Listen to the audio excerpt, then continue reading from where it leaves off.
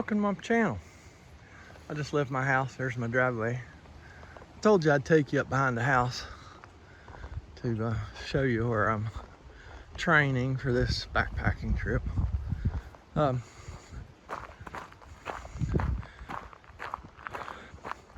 Benton MacKay Trail is a trail that probably most people have never heard of. Everybody's heard of the Appalachian Trail. A lot of people have heard of the Pinhoti Trail, but not many people have heard about the Benton MacKay. As far as I know, the Benton MacKay Trail was built back in the 30s by the CCC, just like the Appalachian Trail was. Appalachian Trail has just always had, more notoriety, more money, and have had, done bigger things. Gets a lot more traffic too. Now the Appalachian Trail and the Benton MacKay, and I don't really know when the Pinhoti was built, but the Benton MacKay and the Appalachian Trail were both built, during the 30s. And now the Appalachian Trail is very similar to what, it used to be very similar to the way the Benton MacKay Trail is now. Back then, the trail builders, they fully believed that, the shortest distance between 2 points is a straight line. Now, here's this gas line. Here's the beginning of this gas line road here.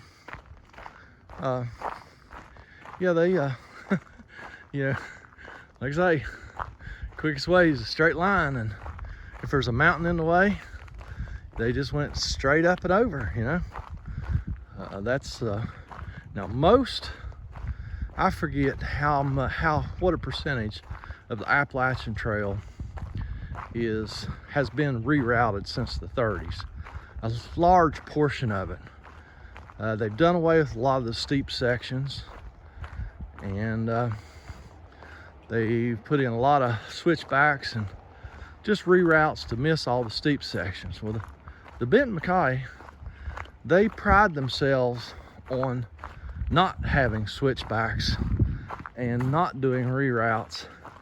It is basically still the same old trail that was built by the CCC in the 30s. So it's more challenging. It's not near as long. It's around 300 miles long or something. The Pinhoti's a little over 300. I have through hiked the Pinhoti Trail. I have videos of those hikes. Now I know the quality's not good. It was done on an old iPhone, and the audio was terrible. I was editing on my phone, so they're not very good. This guy here owns this property where these gas wells are up here on the hill, and he gives me permission to walk through his property to access these roads up here. So I'm not trespassing. He doesn't live here. He just maintains a second home here. So yeah, that's a little bit about the Benton MacKay Trail. And yes, it's you would think it was spelled Benton MacKay, but oh Lordy, don't ever say Benton MacKay in front of somebody that has something to do with the trail. They will straighten you out in a hurry that it's the Benton MacKay Trail.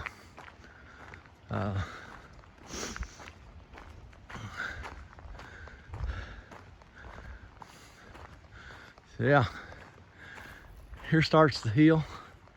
Like I say, in the next half mile, 7/10 of a mile, this goes up to the top of that mountain. It's about probably 600 or 700 feet of elevation gain. So I will be breathing way too hard to video any of this hill. So we'll catch y'all later.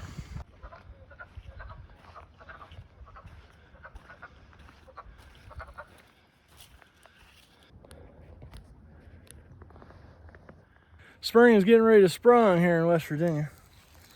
The frogs are croaking, they're laying eggs, and all these water holes up behind here on these old gas lines and stuff is full of frog eggs and full of frogs. So spring is on its way.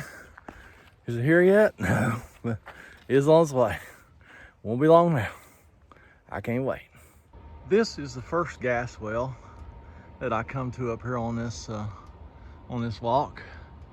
Now this well here is not actually being used anymore, because all this is, when you see these on an oil field, you know, I think they're pumping oil out of the ground. But these on a gas well, they're pumping water out of the ground, because there's, you know, they are degasifying coal, a coal seam with these wells. There's one here, there's two more up on the hill. The compressor station, which you may hear in the background, is up there. So from what I understand, you know, they're mostly getting methane out of that coal, because there's a coal mine that will be coming this way soon. They must be within like a half a mile here already, but they are just degasifying this coal in front of the coal mines, the coal mine workings. And like I say, I think probably the biggest product they're getting out of here is methane, but they get propane and they get several other panes. They get some inert gas, and what they don't want is water. You don't want water in your natural gas. So they pump out the water right here at the wellhead and put it in a tank, and then it goes into a leach field somewhere over here and just goes right back into the ground. Now that big compressor station, which I'll show you when I get up there, they call it a compressor station, but what it's actually doing, it's actually pulling a vacuum on these three wells and sucking the gas out of that coal. When they drilled these three wells up here, one of those wells set a record. I don't know whether it was a national or a world record, because they drill straight down. I don't know, probably here, you know, probably 700 or 800 feet, maybe a little bit more. They drill straight down, and then they turn horizontally and go through that coal seam. You know, this is like 3-inch drill steel. Somehow they go straight down, and then they turn horizontal and they start drilling through that coal seam, which, you know, lays horizontally under the ground. And one of these wells up here set a record of how far they went and how fast they went when they turned, you know, horizontal. It seemed to me like them guys, when they was drilling these wells, told me that one of these wells, they went horizontal for over a mile. So that's pretty crazy how they can drill straight down with this steel pipe and then turn 90 degrees and drill another mile. That just that blows my mind. I don't know, I don't understand that technology even a little bit.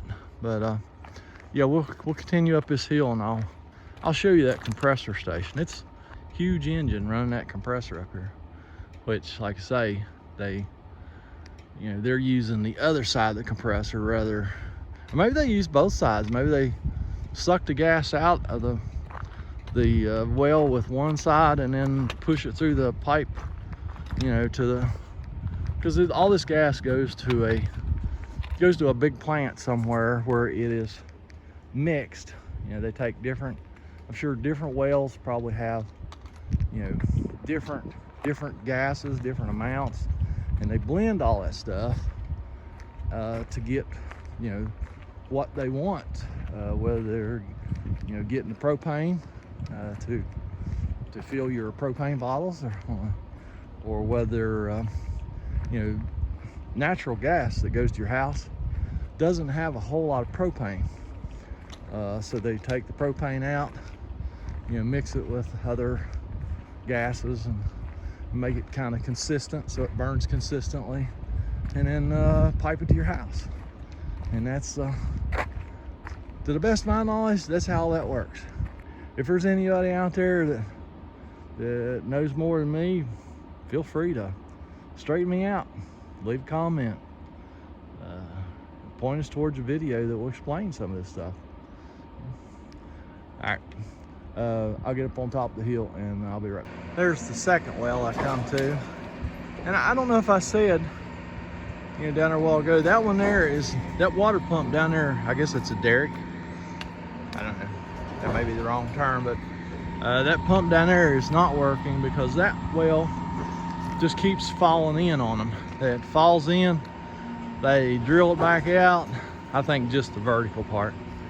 And then it falls back in, they drill it out. They've done that, gosh, over the last, I think these wells are probably about six years old or so. And I bet you they've drilled that well out down there 8 or 10 times. And I think they finally give up on it. Because, like I say, once the coal mine gets under the ground here, these wells will be done. Because it, like I say, these holes go right through the coal seam. So once the mine hits one of those holes while they're digging the coal out, that's the end of it. There ain't no more sucking the gas out. And right over there is that compressor.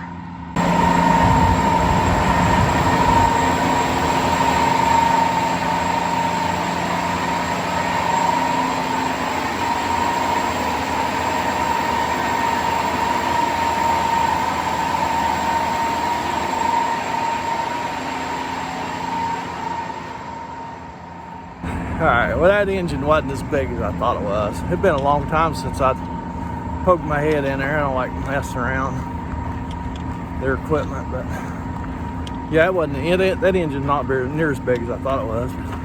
Still, that thing just sets up here on this hill and runs wide open, 24/7, 365. Been sitting up here for years, running like that. I don't know that because I can hear it from my house, usually, not all the time.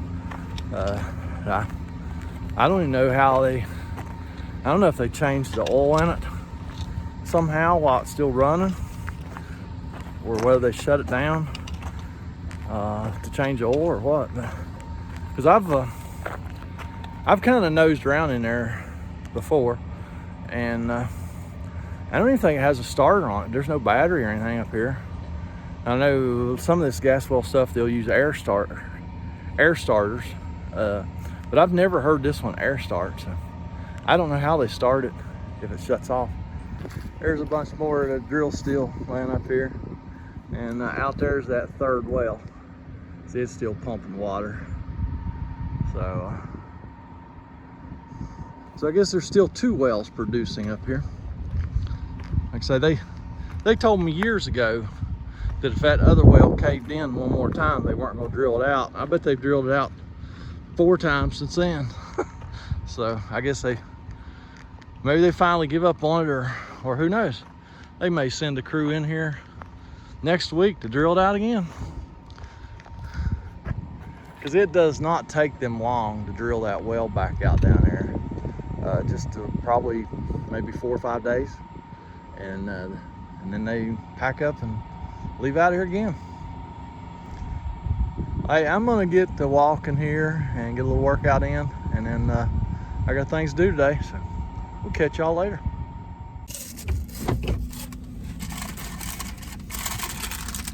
Got cinnamon crisp from Taco Hell. Just left Taco Hell. We like eating it. And it shows. Yeah, it does. Tacos was, I thought tacos was health food. Mm-hmm, they are. Oh yeah, I thought so. Yeah. Yep.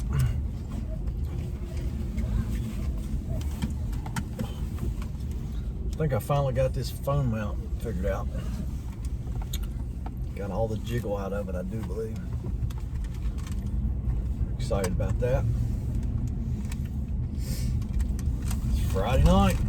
Guess we're heading. We'll go every Friday night.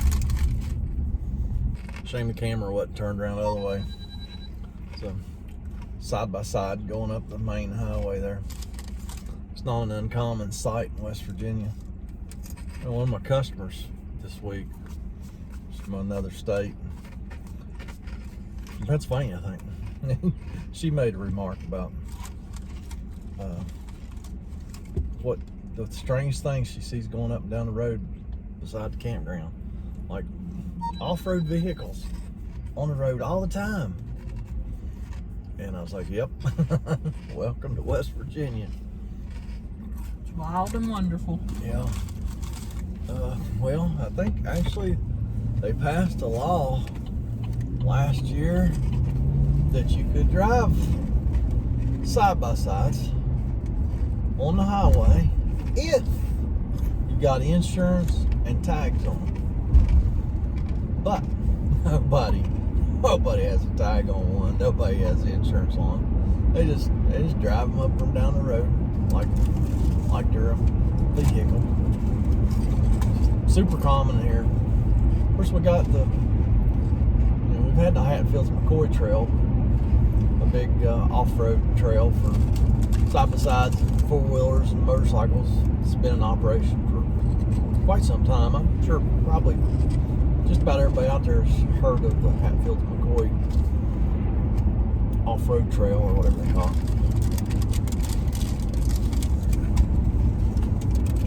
No, you get in one of those cities, one of those towns that's, one of the trailheads where the Hatfields-McCoy, they're just motorcycles and off-road vehicles just running around everywhere down there. But since they passed that law, that you could actually drive them on the road, you see them all the time. But like I say, you very seldom ever see one with a tag on. It's kind of like the whole turn right on red after stop law. Everybody just turns right on red. They don't even slow down anymore. So this whole thing, give them an inch and they'll take a mile, right?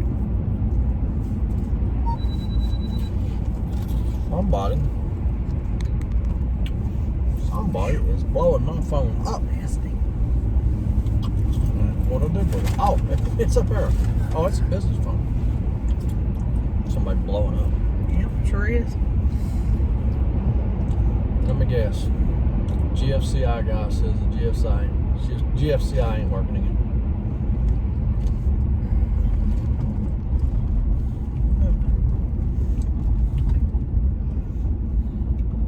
Circulation pump. Oh, that's the Julie. That's the hot water heater lady that didn't send me all the parts I need. Couldn't get a tracking number, but it did ship. He should see it Monday.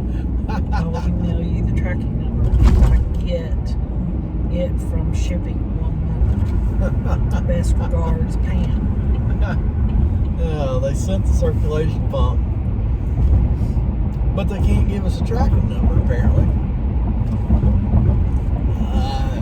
I got news for you. If it ships, you get a tracking number. I don't know. They said I should have it Monday. So we'll get that water heater finished up. I know that'll make those people happy.